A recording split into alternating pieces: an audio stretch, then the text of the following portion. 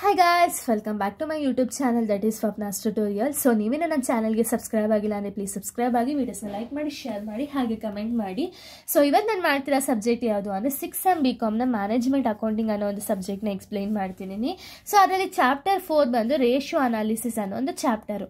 ನಾನು already part 1 to 3 already upload ಮಾಡಿದ್ದೀನಿ. So ಈ ಒಂದು ವಿಡಿಯೋ ಬಂದು ಪಾರ್ಟ್ 4 ಆಗಿದೆ. ಸೊ ಪಾರ್ಟ್ 4 ನಾನು 4 ಮಾರ್ಕ್ಸ್ ಸೆಕೆಂಡ್ ಪ್ರಾಬ್ಲಮ್ನ ಎಕ್ಸ್ಪ್ಲೈನ್ ಮಾಡ್ತಿದ್ದೀನಿ. ಓಕೆನಾ. ಸೊ ಇಲ್ಲಿ 4 ಮಾರ್ಕ್ಸ್ ಸೆಕೆಂಡ್ ಪ್ರಾಬ್ಲಮ್ ಬಂದು ನಮಗೆ ಇದು ಕೂಡ ಒಂದು ಕ್ವಶನ್ ಪೇಪರ್ ಪ್ರಾಬ್ಲಮ್ ಆಗಿದೆ. ಸೊ ರಿಪೀಟ್ ಆಗಿರೋ ಕ್ವಶನ್ ನಾನು ಈ ಒಂದು ವಿಡಿಯೋದಲ್ಲಿ ಎಕ್ಸ್ಪ್ಲೈನ್ ಮಾಡ್ತೀನಿ. ಓಕೆನಾ.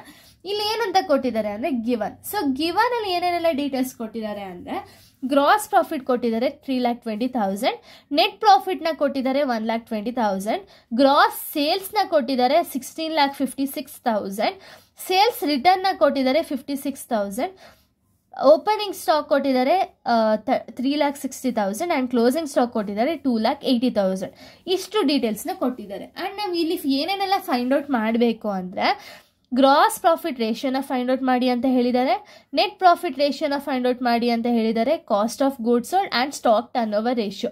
ಈ 4 ನಾವು ಫೈಂಡ್ ಔಟ್ ಮಾಡಬೇಕಾಗುತ್ತೆ. ಓಕೆನಾ. ನಮಗೆ ಫೈಂಡ್ ಔಟ್ ಮಾಡೋದಕ್ಕೆ ಇಲ್ಲಿ ಸ್ವಲ್ಪ ಡೀಟೇಲ್ಸ್ನ ಕೊಟ್ಟಿದ್ದಾರೆ. ಈ ಡೀಟೇಲ್ಸ್ ಬೇಸಿಸ್ ಮೇಲೆ ನೀವೇನು ಮಾಡಬೇಕು ಅಂದರೆ gross profit turnover ratio, net profit turnover ratio, cost of goods sold, stock turnover ratio ಇಷ್ಟನ್ನು ನೀವು ಫೈಂಡ್ ಔಟ್ ಮಾಡಬೇಕು. ಓಕೆನಾ. ಫಸ್ಟ್ ನೀವು ಗ್ರಾಸ್ ಪ್ರಾಫಿಟ್ ರೇಷಿಯೋನ ಯಾವ ರೀತಿ ಫೈಂಡ್ ಔಟ್ ಮಾಡೋದು ಅಂದರೆ gross profit divided by sales into 100 ಮಾಡಿದಾಗ ನಿಮಗೆ ಗ್ರಾಸ್ ಪ್ರಾಫಿಟ್ ರೇಷಿಯೋ ಎಷ್ಟು ಅಂತ ಹೇಳಿ ಸಿಗುತ್ತೆ. ನೋಡಿ, ನಮಗೆ ಗ್ರಾಸ್ ಪ್ರಾಫಿಟ್ ಅವರೇ ಕ್ವಶನಲ್ಲೇ ಕೊಟ್ಟಿದ್ದಾರೆ. 3,20,000 rupees ಗ್ರಾಸ್ ಪ್ರಾಫಿಟ್ ಅಂತ ಹೇಳಿ ಕೊಟ್ಟಿದ್ದಾರೆ. 3,20,000 ಆಸ್ ಇಟ್ ಈಸ್ ತಗೊಳ್ಳೋಣ. ಸೇಲ್ಸು ಅಷ್ಟೇ. ಸೇಲ್ಸಲ್ಲಿ ನೋಡಿ ನಿಮಗೆ 2 ಟೈಪ್ಸ್ ಆಫ್ ಸೇಲ್ಸ್ನ ಕೊಟ್ಟಿದ್ದಾರೆ. ಒಂದು ಸೇಲ್ಸ್ ಬಂದು 16,56,000, ಇನ್ನೊಂದು ಸೇಲ್ಸ್ ರಿಟರ್ನ್ ಬಂದು 56,000 ಅಂತ ಹೇಳಿದ್ದಾರೆ.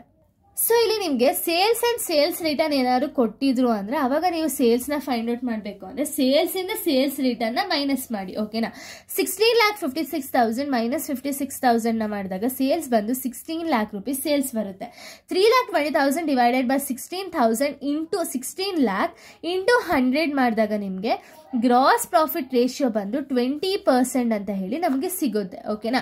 ಫಸ್ಟ್ ಒನ್ ನಾವು ಆಲ್ರೆಡಿ ಫೈಂಡ್ ಔಟ್ ಮಾಡಾಗಿದೆ. ನೆಕ್ಸ್ಟ್ ಏನು, net profit ratio. So net profit ratio formula ಏನು ಅಂದರೆ net profit divided by sales into 100 ಮಾಡಬೇಕಾಗುತ್ತೆ.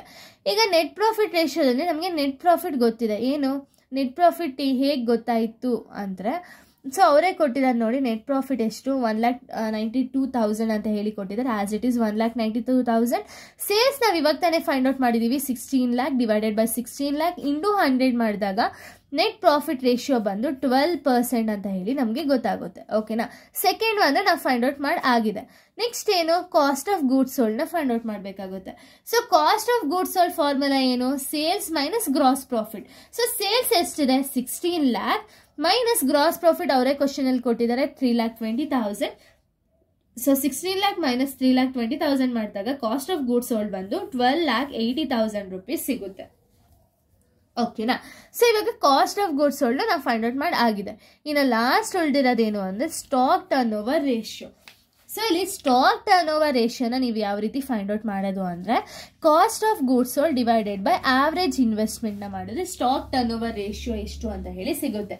ಸ್ಟಾಕ್ ಟರ್ನ್ ಓವರ್ ರೇಷಿಯೋಗೆ ನಮಗೆ ಕಾಸ್ಟ್ ಆಫ್ ಗೂಡ್ಸ್ ಸೋಲ್ಡ್ ಸಿಕ್ಕಿದೆ ಆ್ಯಂಡ್ ಆವ್ರೇಜ್ ಇನ್ವೆಸ್ಟ್ಮೆಂಟ್ ನಮಗೆ ಸಿಕ್ಕಿಲ್ಲ. ಸೊ ಆವ್ರೇಜ್ ಇನ್ವೆಸ್ಟ್ಮೆಂಟ್ನ ಯಾವ ರೀತಿ ಫೈಂಡ್ ಔಟ್ ಮಾಡೋದು ಅಂದರೆ opening stock plus closing stock divided by 2 ಮಾಡಿದಾಗ ನಿಮಗೆ ಆವ್ರೇಜ್ ಇನ್ವೆಸ್ಟ್ಮೆಂಟ್ ಎಷ್ಟು ಅಂತ ಹೇಳಿ ಸಿಗುತ್ತೆ.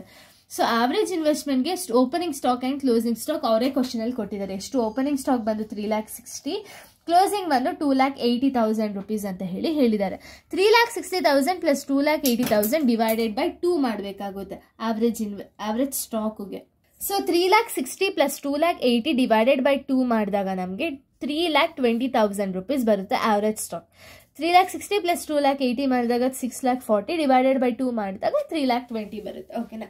ಇವಾಗ ನಮಗೆ ಆವರೇಜ್ ಸ್ಟಾಕು ಗೊತ್ತಾಯಿತು. ಇನ್ನು ಫಾರ್ಮುಲಾ ಏನು, ಮತ್ತೆ ಫಾರ್ಮುಲಾನ ಎಕ್ಸಿಕ್ಯೂಟ್ ಮಾಡೋದಾದರೆ cost of goods sold divided by average ಇನ್ವೆಸ್ಟ್ಮೆಂಟ್ನ ಮಾಡಬೇಕಾಗಿತ್ತು. ಸೊ ಇವಾಗ cost of goods sold already ನಮಗೆ ಗೊತ್ತಿದೆ ಎಷ್ಟು 12,80,000 ಡಿವೈಡೆಡ್ ಬೈ ಆವರೇಜ್ ಇನ್ವೆಸ್ಟ್ಮೆಂಟ್ ಇವಾಗ ತಾನೇ ಫೈಂಡ್ ಔಟ್ ಮಾಡಿಕೊಂಡು 3,20,000 ಇವೆರಡೂ ಡಿವೈಡ್ ಮಾಡಿದಾಗ ನಮಗೆ ಸ್ಟಾಕ್ ಟರ್ನ್ ಓವರ್ ರೇಷಿಯೋ ಬಂದು 4% ಅಂತ ಹೇಳಿ ಗೊತ್ತಾಗುತ್ತೆ. ಓಕೆನಾ.